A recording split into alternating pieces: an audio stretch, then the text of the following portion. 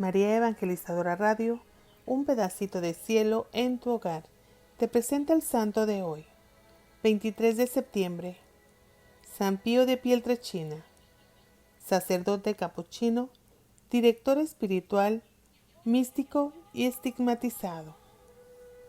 En cuanto a mí, Dios me libre de gloriarme si no es en la cruz de nuestro Señor Jesucristo. Gálatas 6, versículo 14. Padre Pío de Pietrelcina, al igual que el apóstol Pablo, puso en la cumbre de su vida y de su apostolado la cruz de su Señor como su fuerza, su sabiduría y su gloria. Inflamado de amor hacia Jesucristo, se conformó a Él por medio de la inmolación de sí mismo por la salvación del mundo. En el seguimiento y la imitación de Cristo crucificado, fue tan generoso y perfecto que hubiera podido decir: con Cristo estoy crucificado, y no vivo yo, sino es Cristo quien vive en mí. Gálatas 2, versículo 19. Derramó sin parar los tesoros de la gracia que Dios le había concedido con especial generosidad a través de su ministerio, sirviendo a los hombres y mujeres que se acercaban a él, cada vez más numerosos, y engendrando una inmensa multitud de hijos e hijas espirituales. Este dignísimo seguidor de San Francisco de Asís nació el 25 de mayo de 1887 en Pietrelcina, arquidiócesis de Benevento, hijo de Gracio Forgione y de María Giuseppa de Nunzio. Fue bautizado al día siguiente, recibiendo el nombre de Francisco. A los 12 años recibió el sacramento de la confirmación y la primera comunión. El 6 de enero de 1903, cuando contaba con 16 años, entró en el noviciado de la Orden de los Frailes Menores de Capuchinos en Morcone, donde el 22 del mismo mes vistió el hábito franciscano y recibió el nombre de Fray Pío. Acabado el año de noviciado, emitió la profesión de los votos simples y el 27 de enero de 1907 la profesión solemne. Después de la ordenación sacerdotal, recibida el 10 de agosto de 1910 en Benevento, por motivos de salud permaneció con su familia hasta 1916. En septiembre del mismo año fue enviado al convento de San Giovanni Rotondo y permaneció allí hasta su muerte. Enardecido por el amor a Dios y al prójimo, Padre Pío vivió en plenitud la vocación de colaborar en la redención del hombre, según la misión especial que caracterizó toda su vida y que llevó a cabo mediante la dirección espiritual de los fieles, la reconciliación sacramental de los penitentes y la celebración de la Eucaristía. El momento cumbre de su actividad apostólica era aquel en el que celebraba la Santa Misa. Los fieles que participaban en la misma percibían la altura y profundidad de su espiritualidad. En el orden de la caridad social se comprometió en aliviar los dolores y las miserias de tantas familias, especialmente con la fundación de la Casa del Alivio del Sufrimiento, inaugurada el 5 de mayo de 1956. Para el Padre Pío, la fe era la vida. Quería y hacía todo a la luz de la fe. Estuvo dedicado asiduamente a la oración, pasaba el día y gran parte de la noche en coloquio con Dios. Decía: en los libros buscamos a Dios, en la oración lo encontramos. La oración es la llave que abre el corazón de Dios. La fe lo llevó siempre a la aceptación de la voluntad misericordiosa de Dios. Estuvo siempre inmerso en las realidades sobrenaturales. No era solamente el hombre de la esperanza y de la confianza tal en Dios, sino que infundía con las palabras y el ejemplo estas virtudes en todos aquellos que se le acercaban. El amor de Dios le llenaba totalmente, colmado de todas esperanzas. La caridad era el principio inspirador de su jornada, amar a Dios y hacerlo amar. Su preocupación particular, crecer y hacer crecer en la caridad.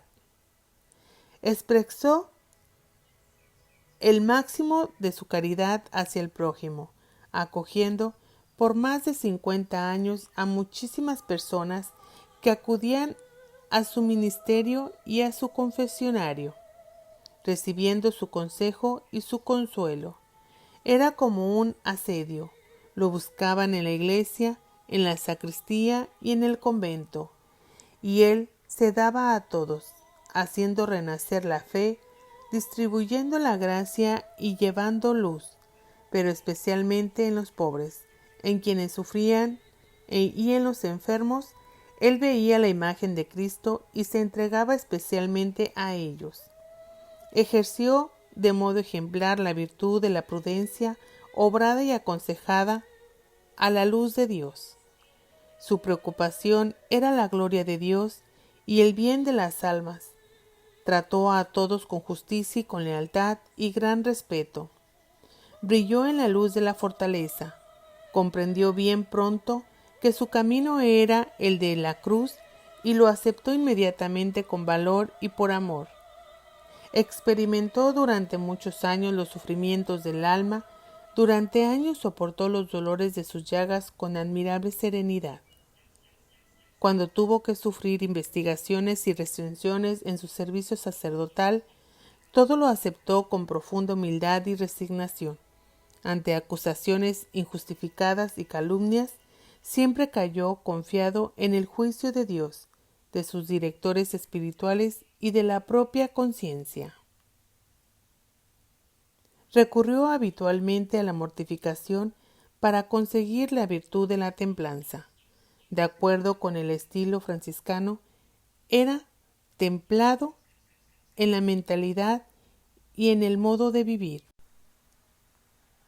Consciente de los compromisos adquiridos con la vida consagrada, observó con generosidad los votos profesados, obedeció en todo las órdenes de sus superiores, incluso cuando eran difíciles. Su obediencia era sobrenatural en la intención universal de la extensión e integral en su realización. Vivió el espíritu de la pobreza con tal desprendimiento de sí mismo, de los bienes terrenos, de las comodidades y de los honores. Tuvo siempre una gran predilección por las virtudes de la castidad. Su comportamiento fue modesto en todas partes y con todos. Se consideraba sinceramente inútil, indigno de los dones de Dios, lleno de miserias y a la vez de favores divinos. En medio a tanta admiración del mundo repetía: quiero ser solo un pobre fraile que reza. Su salud desde juventud no fue muy robusta, y especialmente en los últimos años de su vida empeoró rápidamente. La hermana muerte lo sorprendió preparado y sereno el 23 de septiembre de 1968 a los 81 años de edad. Sus funerales se caracterizaron por una extraordinaria concurrencia de personas. El 20 de febrero de 1971, apenas 3 años después de su muerte, Pablo VI, dirigiéndose a los superiores de la orden capuchina, dijo de él: mirad qué fama ha tenido, qué clientela mundial ha reunido en torno a sí. Pero, ¿por qué? Tal vez porque era un filósofo, porque era un sabio, porque tenía medios a su disposición, porque celebraba la misa con humildad, confesaba desde la mañana a la noche y es difícil decirlo, un representante visible de las llagas de nuestro Señor. Era un hombre de oración y de sufrimiento. Ya durante su vida gozó de notable fama de santidad, debida a sus virtudes, a su espíritu de oración, de sacrificio y de entrega total al bien de las almas. En los años siguientes de su muerte, la fama de santidad y de milagros creció constantemente, llegando a ser un fenómeno eclesial extendido por todo el mundo y en toda clase de personas. De este modo, Dios manifestaba a la Iglesia su voluntad de glorificar en la tierra a su siervo fiel. No pasó mucho tiempo hasta que la Orden de los Frailes Menores Capuchinos realizó los pasos previstos por la ley canónica para iniciar la causa de beatificación y canonización. Examinadas todas las circunstancias, la Santa Sede, a tenor de motu proprio Sanctitas Clarior, concedió el nulla osta el 29 de noviembre de 1982. El arzobispo de Manfredonia pudo así proceder a la introducción de la causa y a la celebración del proceso de conocimiento en 1983 a 1990. El 7 de diciembre de 1990, la Congregación para las Causas de los Santos reconoció la validez jurídica. Acabada la positio, se discutió, como es costumbre, si el siervo de Dios había ejercitado las virtudes del grado heroico. El 13 de junio de 1997 tuvo lugar el Congreso Peculiar de los Consultores Teólogos con resultado positivo. En la sesión ordinaria del 21 de octubre, siendo ponente de la causa, Monseñor Andrea María Herba, obispo de Belletricenne, los padres cardenales y obispos reconocieron que el Padre Pío ejerció en grado heroico las virtudes teologales, cardinales y las relacionadas con las mismas. El 18 de diciembre de 1997, en presencia de San Juan Pablo II, fue promulgado del decreto sobre la heroicidad de las virtudes. Para la beatificación del Padre Pío, la postulación presentó al dicasterio competente la curación de la señora Consiglia de Martino de Salermo, Italia. Sobre este caso se celebró el preceptivo proceso canónico ante el Tribunal Eclesiástico de la Arquidiócesis de Salermo, Campagna, Acerno, de julio de 1996 a junio de 1997. El 30 de abril de 1998 tuvo lugar en la Congregación para las Causas de los Santos el examen de la consulta médica y el 22 de junio del mismo año el Congreso Peculiar de Consultores Teólogos. El 20 de octubre siguiente, en el Vaticano, se reunió la Congregación Ordinaria de Cardenales y Obispos, miembros del dicasterio, y el 21 de diciembre de 1998 se promulgó en presencia de San Juan Pablo II el decreto sobre el milagro.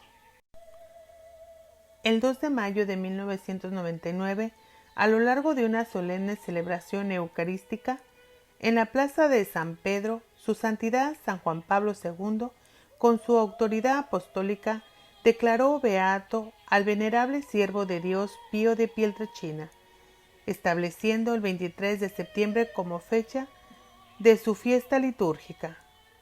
Para la canonización del beato Pío Pietrelcina, la postulación ha presentado a dicasterio competente la curación del pequeño Mateo Pío Jolella de San Giovanni Rotondo. Sobre el caso se ha celebrado en regular proceso canónico ante el Tribunal Eclesiástico de la Arquidiócesis de Manfredonia, Vieste, del 11 de junio del 17 de octubre del 2000. El 23 de octubre siguiente, la documentación se entregó en la Congregación de las Causas de los Santos. El 22 de noviembre del 2001 tuvo lugar en la Congregación de las Causas de los Santos el examen médico. El 11 de diciembre se celebró el Congreso Particular de los Consultores Teólogos y el 18 del mismo mes la sesión ordinaria de los cardenales y obispos. El 20 de diciembre, en presencia de San Juan Pablo II, se ha promulgado el decreto sobre el milagro y el 26 de febrero del 2002 se promulgó el decreto sobre la canonización.